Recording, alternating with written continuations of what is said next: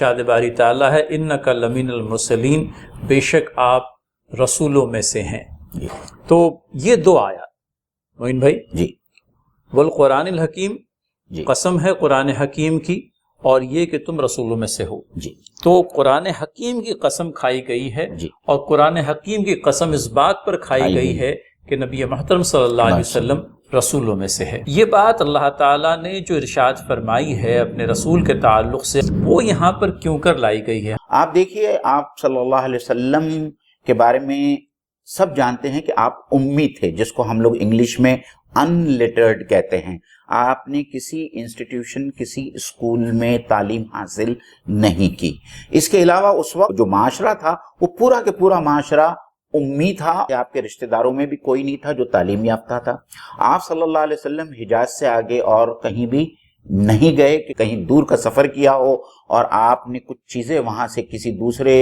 آدمی سے سیکھی ہوں، اور پھر 40 سال تک اللہ کے رسول صلی اللہ علیہ وسلم کے زبان سے ایسا کوئی فصیح اور ایسا کوئی بلیغ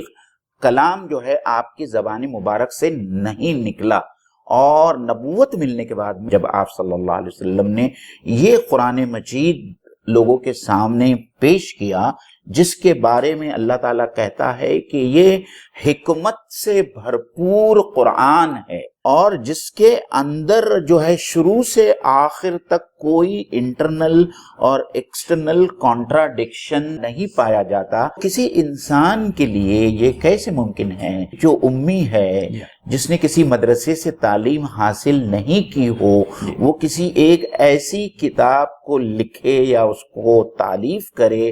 جو اتنی پر حکمت ہو اور جس کی یہ تمام صفات ہو۔ تو اس کی روشنی میں اللہ تعالیٰ جو ہے قرآن مجید کو بطور دلیل تمام لوگوں کے سامنے پیش کرتا ہے کہ یہ قرآن مجید بذات خود اس بات کی دلیل ہے کہ جو شخص اس کو پیش کر رہا ہے وہ اپنی طرف سے نہیں پیش کر رہا ہے، بلکہ وہ اللہ کی طرف سے بھیجا ہوا ایک رسول، ایک پیغمبر ہے۔